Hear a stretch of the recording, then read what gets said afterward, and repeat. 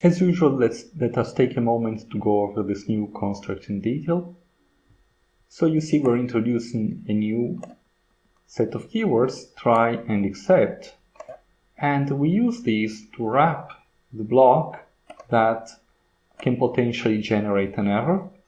So for instance, where we are performing input operations or output operations if we're writing to a file.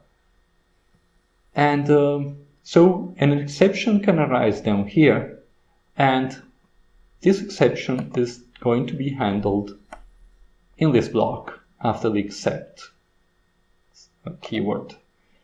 So the syntax in detail is except the type of the exception that you want to handle, and potentially, so this could be, for instance, value error, or it could be division by zero error. But if you don't specify that, then this block will handle any exception. And then there is this optional as keyword and a variable name.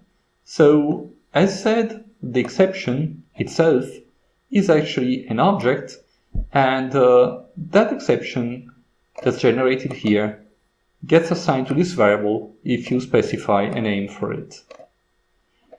It may be useful to do that just because the exception may contain some useful information that the block of code here can use to handle the exception.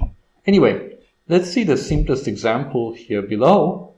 We've just wrapped the code that performs, in fact, the calculation inside a try except block. We haven't specified any particular exception, and the way we handle that, assuming that the user, for instance, has entered 0 right guesses, is that we print a message.